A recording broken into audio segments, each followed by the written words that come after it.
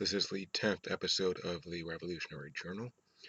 It is February 26th, 2013. Um, I know I said that I would be back in mid to late January, and it's late February. I just got busy with life.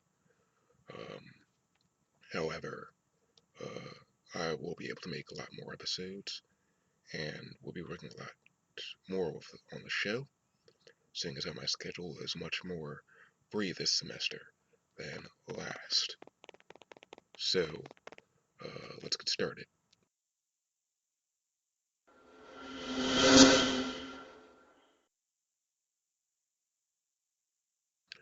This episode is entitled Cyber News. Today I'm just going to discuss a lot of news regarding to technology and politics. Recently, it was reported by the Daily Dot on February 22nd about an anti-piracy enforcement system that was coming into effect very soon. The article from February 22nd once again states that, quote, starting next week, most U.S. Internet users will be subject to a new copyright enforcement system that could slow the Internet to a crawl and force violators to take educational courses. A source with direct knowledge of the copyright alert system, who asked not to be named, has told the Daily Dot that the five participating Internet service providers will start the controversial program Monday. So, in other words, they started it on February 25th, just yesterday. The ISPs, industry giants AT&T, Cablevision, Comcast, Time Warner, and Verizon, launched their versions of the CIS on different days throughout the week. Comcast is expected to be the first on Monday. The CIS, designed as an educational service to combat casual piracy in the U.S., has been criticized as designed purely for corporate interests at the expense of the average Internet user.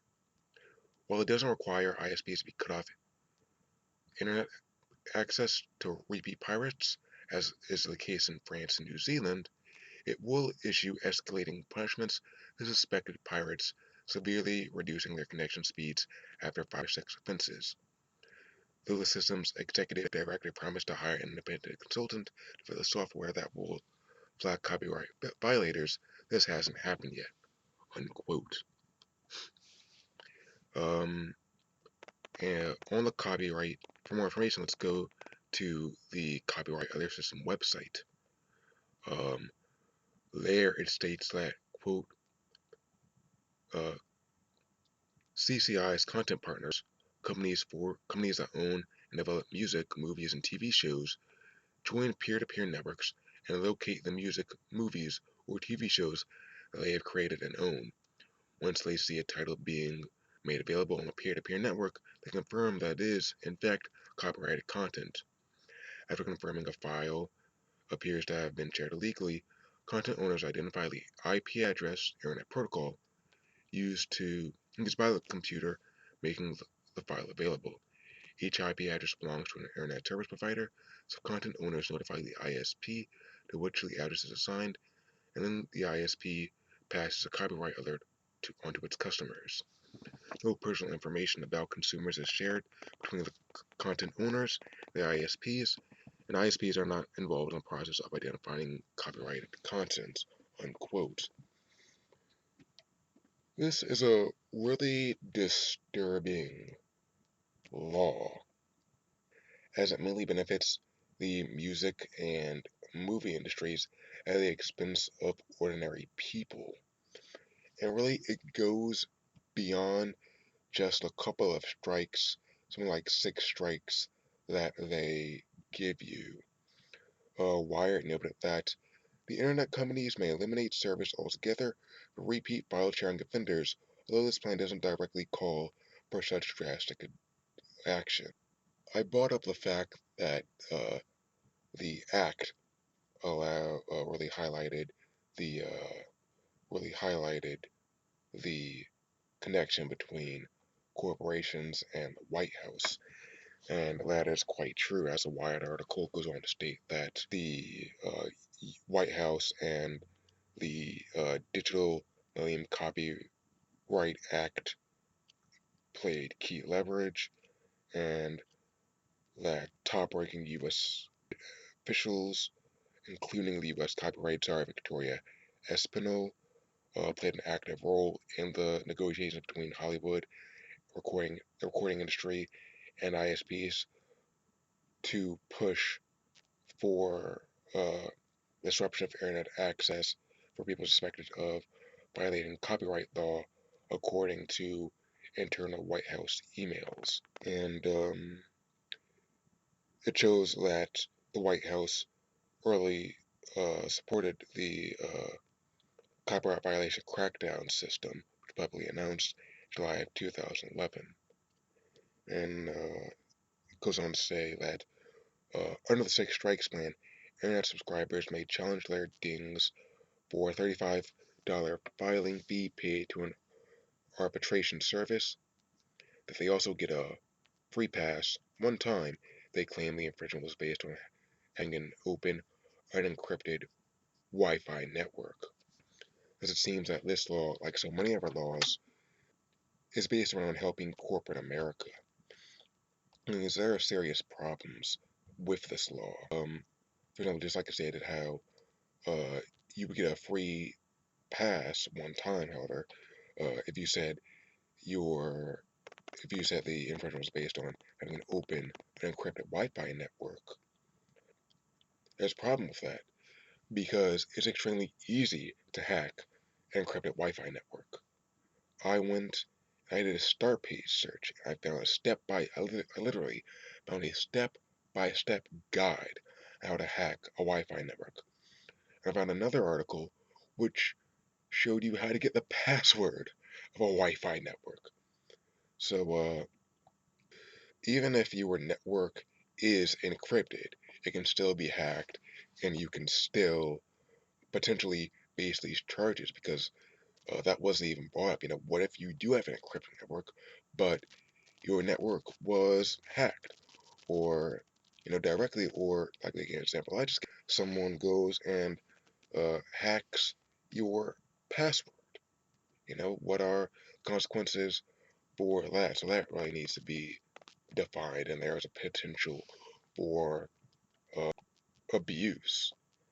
And I don't think that you should have to go and pay $35 to go and argue whether or not you were going and pirating information. That's just ridiculous. Everyone, is legally entitled in a court case um, to an appeal. So I honestly don't think that you should have to pay at least $35 to, in a sense, appeal the ruling of these corporations. I think that's utterly ridiculous. So we're definitely going to keep a lookout for that. I'm going to try to do my best to keep up with it. However, let's go on to our next story about drones. Pretty sure everyone is pretty familiar with the 16-page memo that came out recently with President Obama going and it's arguing that the executive branch can assassinate U.S. citizens. However, for more information on that, for those who may not be up to date, let's go over to NBC News.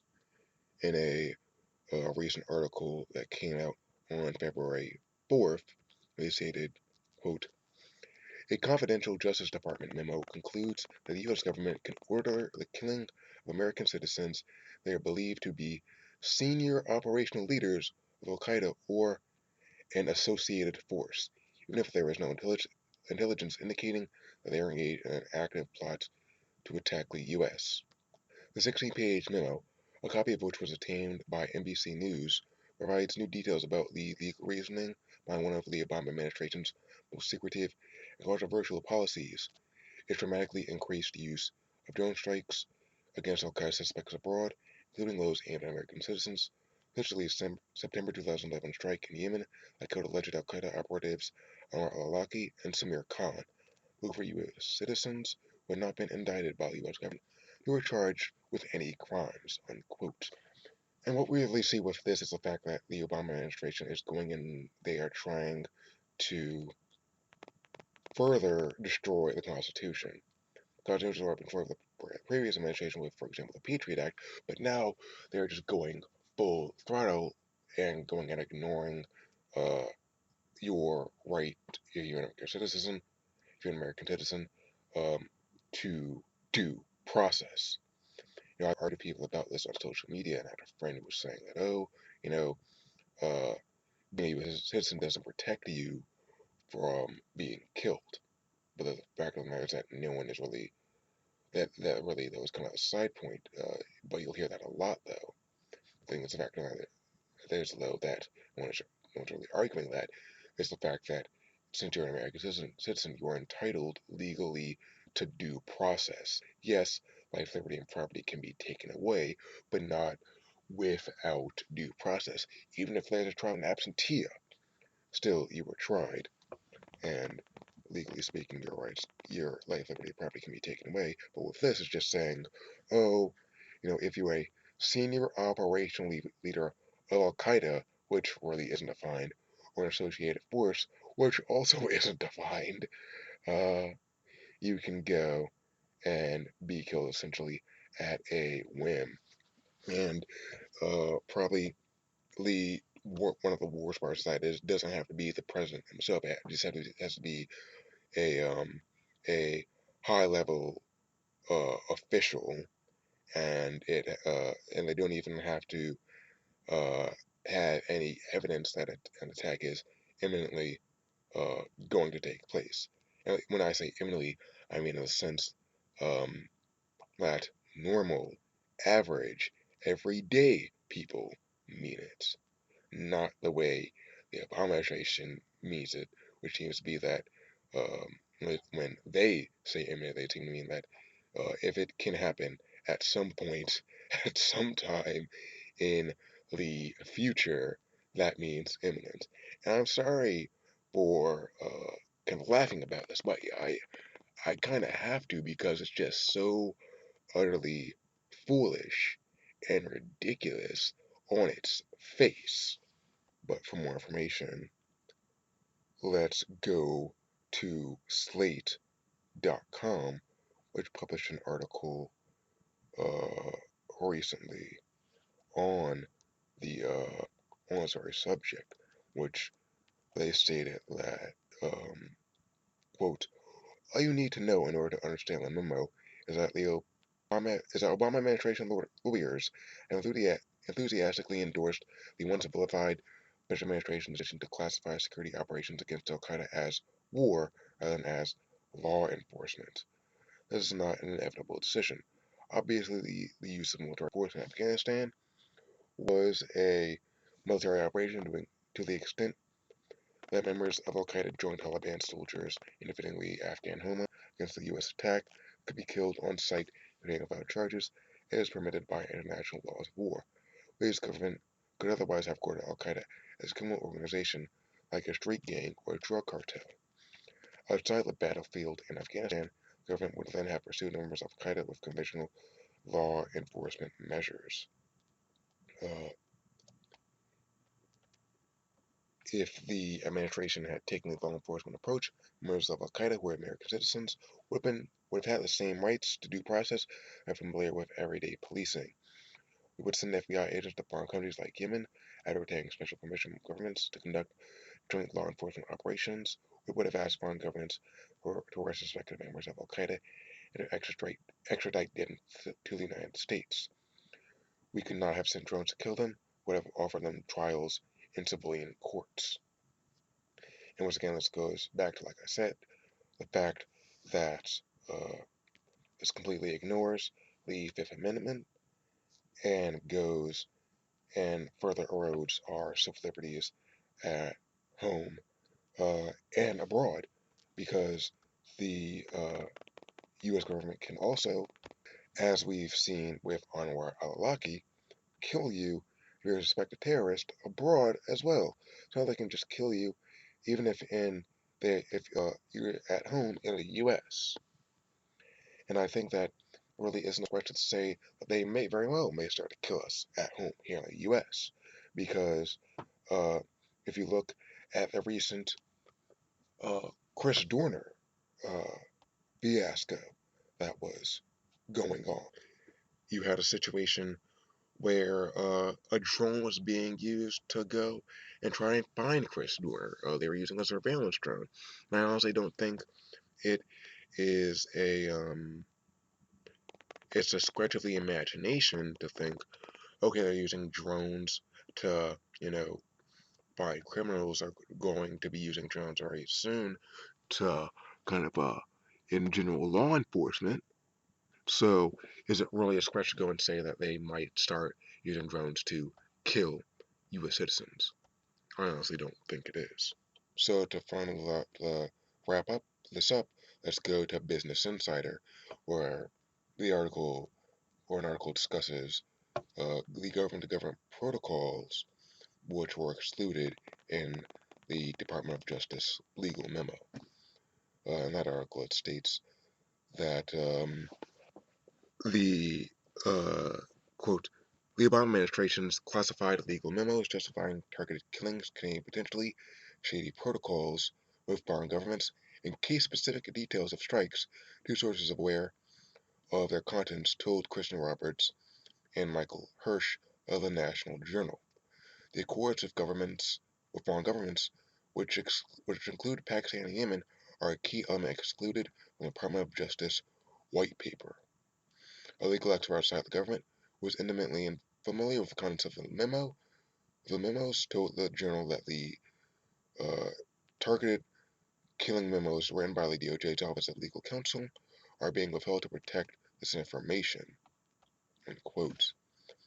And so now, and apparently in these legal memos, which have been excluded to government protocols, it allows for the U.S. to conduct drone strikes on suspected terrorists and for there to be case-specific details of strikes.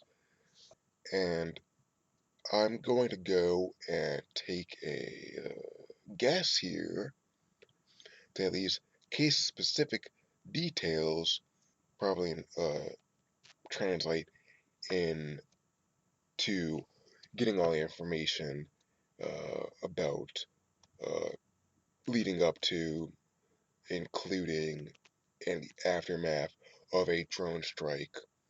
However, since it's a government to government protocol, it will allow the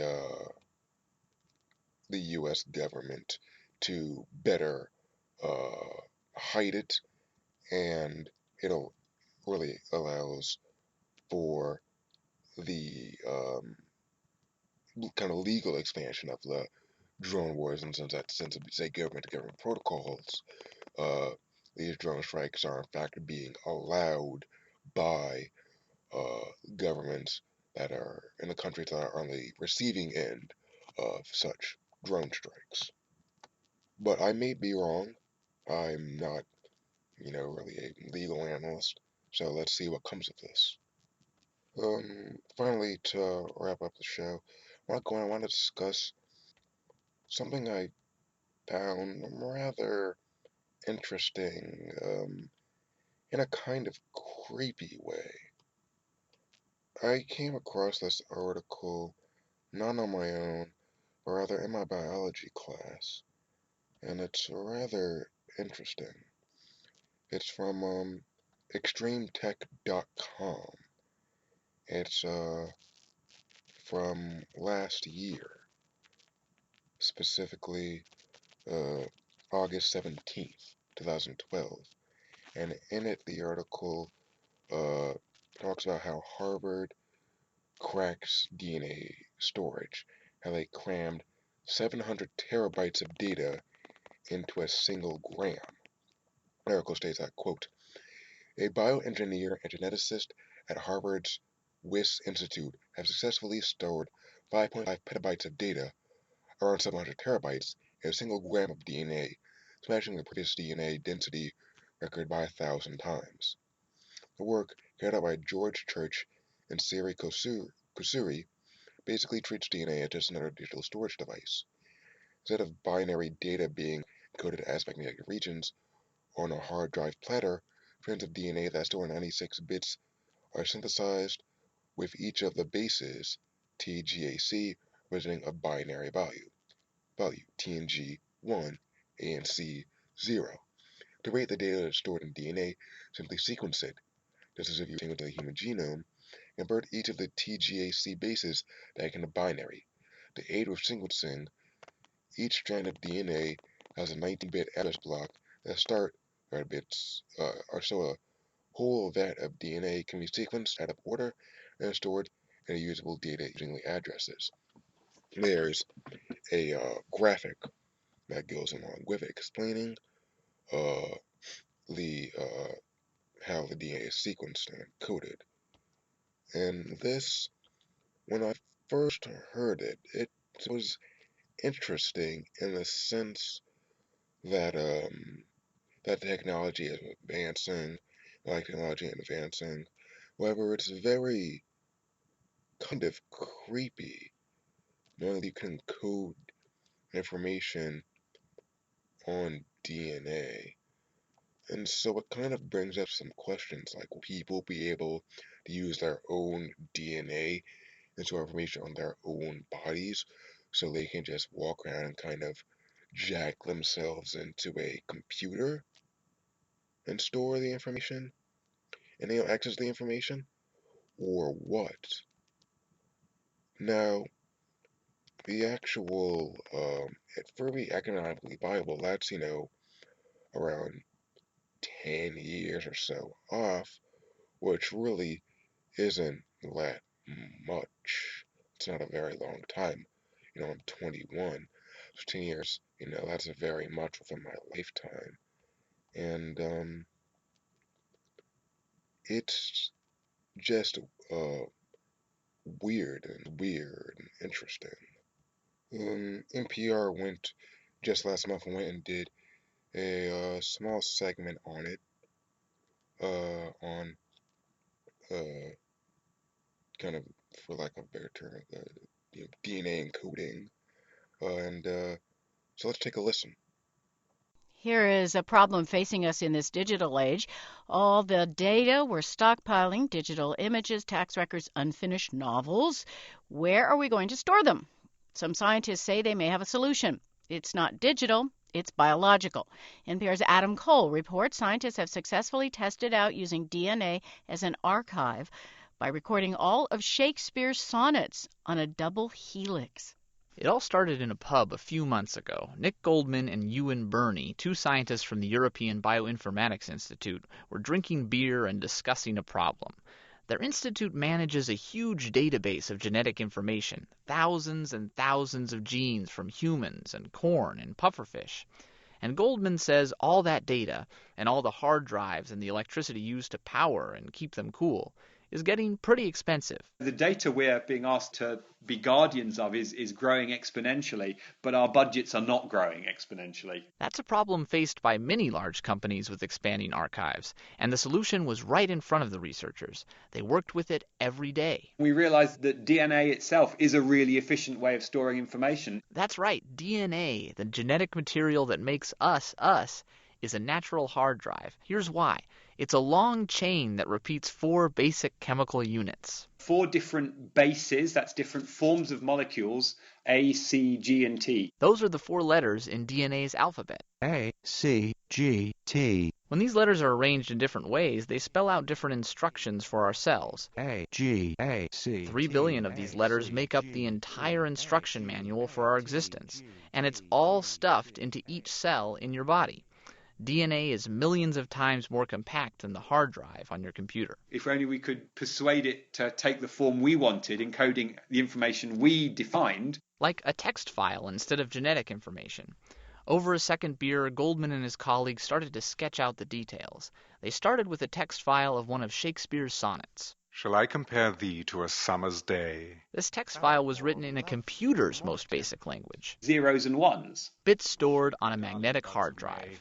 And summer's lease hath all too short. With a simple cipher, Goldman and his colleagues translated these zeros and ones into letters of DNA. C, G, C, A, G, A. And then they did the same for the rest of Shakespeare's sonnets, and an audio clip of Martin Luther King's I Have a Dream speech, and a picture of their office. They sent that code, those strings of A's, C's, G's, and T's, off to a company that built the physical strands of synthetic DNA and sent them back to Goldman. My first reaction was that they hadn't done it properly because they sent me these little tiny test tubes that were quite clearly empty. But the DNA was there, tiny specks at the bottom of the tubes. They sequenced the DNA, read the code, and ran their cipher backwards. And they ended up with a 100% accurate Shakespearean sonnet. So long lives this, and this gives life to thee. All from the tiniest speck of DNA. They published their results in the journal Nature, joining other groups who have experimented with DNA storage. Goldman says the process would be easy to scale up. If you took everything human beings have ever written, an estimated 50 billion megabytes of text, and stored it in DNA, that DNA would still weigh less than a granola bar. There's no problem with holding a lot of information in DNA. The problem is paying for doing that. The process would cost more than $10,000 per megabyte. It's an unthinkably large amount of money at the moment. At the moment. Goldman and other scientists who are dabbling in DNA storage know that DNA synthesis costs are dropping rapidly. In a decade or so, a DNA archive might be cheaper than a room full of hard drives. Adam Cole, NPR News.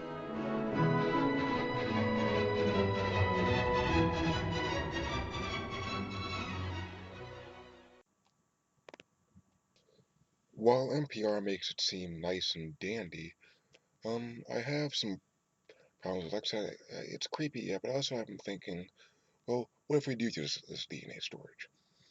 And we go and let people, uh, use it and we put it in their bodies, okay?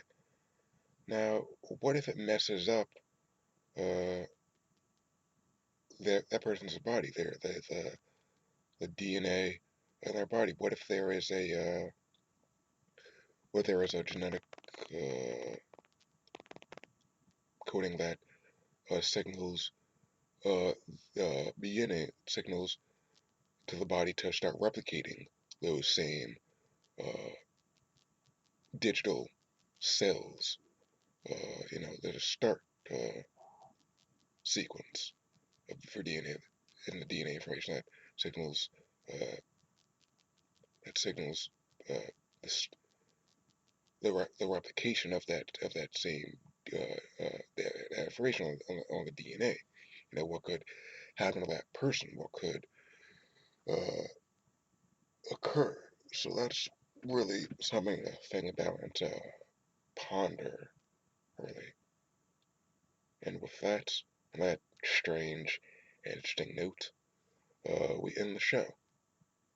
See you next week.